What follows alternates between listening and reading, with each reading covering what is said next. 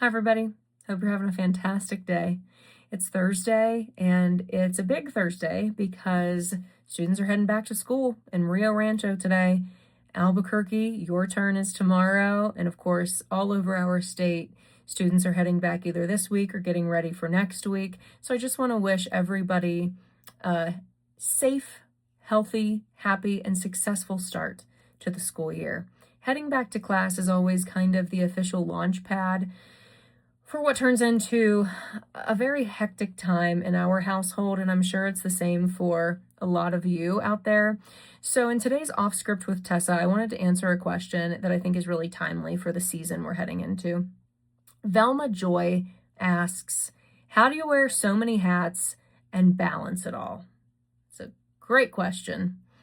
Because I definitely do wear a lot of hats, but I think that word balance can sometimes put a lot of pressure on parents, especially moms, working moms, where you feel like you're already being pulled a million different directions to handle everything. And so what I have come to realize and pretty much accept, I still work on that part of it, is that yes, sometimes my life can look like this and be perfectly in balance. And there are going to be days where it looks like this or it looks like this. And that is okay. I am type A. I'm a perfectionist. I'm a planner. I like to know what's coming. I like to feel like everything is somewhat in control. And it's taken me a while to at least somewhat accept again that the jigsaw puzzle of life isn't going to be perfect all the time. And when that happens, it's not nearly as bad as what your deepest, darkest mental lies are telling you.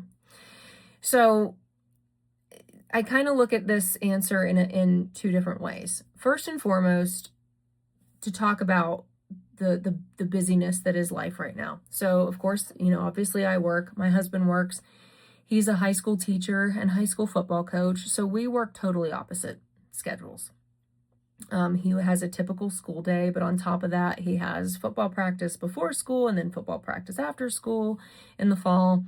And now with the kids being back in school and being heavily involved in sports, it's a lot to juggle.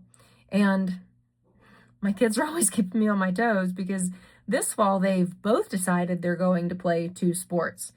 So not even most days, every single day of the week, we have at least one obligation to fulfill, and sometimes it's multiple obligations to fulfill. So in order to, and I hate to even use the word balance, that part of it, I am unapologetic about being organized. We have one of those big digital calendars that you've probably been seeing lately. We have it set up in our kitchen. I sit down once a week and make sure the entire month is updated. And everybody knows that's kind of central command in this house. Check it. Your agenda, my agenda, everyone's day is on there so that everybody knows what to expect. My husband will see, oh, Tessa's got a bunch of meetings today, so if I don't hear from her, that's why. The kids can see, this is the practice I have today. This is what time it is. And everybody knows, first and foremost, if you have a question about what's coming up, it's probably on the calendar. The other part of that is my husband and I are really lockstep in doing our best to raise compassionate, strong, independent children who then will become compassionate, strong, independent adults. And so we always tell them, if you want to do all these sports and all these extracurricular activities and keep your grades up, we will provide you with every reasonable tool possible to help you succeed. But at this point, you're now 10 and 8 years old, and you have to have some personal responsibility on that. Mom and dad can't save you and do everything for you all the time. So they are expected to know, I have baseball practice tonight. I have volleyball practice tonight. before we leave to go to school. My practice clothes need to be laid out with my corresponding sports bag for whatever practice is that evening. We put a lot of that responsibility on them so that they can take part in this life that they're curating for themselves, and that they have some accountability for it. Now, again, they're 10 and 8, and we know that there are times where they need a little extra help, or they're tired, or they're getting a little burnout. And so we're still their mom and their dad. We still step in and help out more when we need to, but we're really big on making sure that they play a role in keeping the trains running on time, because they want to do these things and they need to, again, have some personal responsibility there. And for the most part, they're really good about it. And, they're kids, so they still bellyache here and there. And I just say, fine, if you don't want to help out, then, I don't come crying to me when you don't have your shin guards for soccer practice tonight because you didn't double check your sports bag. It just is what it is.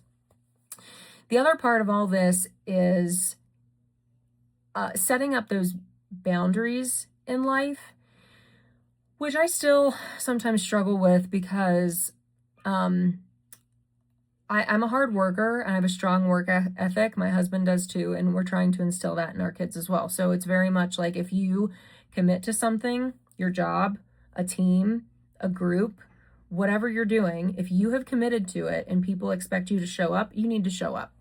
And so there are times where at work, if I am asked to do something extra, the first thing I do is look at my phone version of that big calendar in the kitchen to see where that is, if that's going to conflict with something that I've already committed myself to with my family. And if it does, then I just, respectfully say, I'm sorry, it's not going to work out. It's taken me a long time to get there because I never want to let my team down. The caveat of that is I have amazing managers, I've talked about them before, who understand that I'm a wife and a mother before anything else. Now, that's not to say that I don't understand the responsibility I have at work. A lot of you only see me as, a news anchor in the evening shows. I am a manager in our newsroom, and I have a lot of decisions that I have to help make and collaborate on in our editorial process. I have a lot of discussions that I have with our other managers about how, long-term planning for coverage goals and coverage plans, especially with the election coming up this fall. So being on TV is such a small part of my job. So there's a lot expected of me at work. And my family understands that. They understand that there are certain parts of the day when mom's at work, and there are certain parts of the year where the TV news industry needs a little more of me. And so I try to do as best I can, letting my husband and my kids know, like, hey, I'm going to need to take a work call before I actually head into work today. That's going to start in the next 40 minutes. For the next 30 minutes, what do you all need from me? So I really just try to over communicate so that everybody knows where I am, what the expectations are. And this is really kind of all my kids have known. I've had the same job since my kids have been born. So they understand, like, I can't call mom between 5 and 7 because she's kind of busy. And work understands that, and I give them enough of a heads up that if there's something happening in my husband's life and my kid's life that I need to be there for, I want to be there for, I either need to take a day off, take a half day, or rework my schedule so that I can be there. And I would say 9.9 times out of 10, it works. But it's taken me a while to not feel guilt either as a mother, a wife, or as a coworker, when I have to say no to some things. And some days are better than others. It is how it is. But I hope that if you find yourself in that same situation, that you really do understand, because I'm reminding myself of this all the time. It's not nearly as bad as what sometimes we make it out to be. You can't do it all the time. And it's just that simple. You show up, that's 3/4 of the success, right? You show up for your family first and foremost. You show up for your coworkers or whatever the other people are, and whomever the other people are in your life who rely on you. Showing up is more than half the battle. So give yourself grace and just know that, yeah, some days things are going to be perfectly in line. More often than most, they're not. And the sun will still set and it will still rise and the earth will still turn and we will go through another day. So if you are having those personal struggles with that B word, that balance word, just know I'm there with you. And it's a process. It's a process. What also is a process is trying to do these videos without all 3 of my dogs just having a nervous breakdown because they can't be part of it. All right, everybody. Thanks for joining me for today's Off Script with Tessa, and we'll see you when we see you. Bye-bye.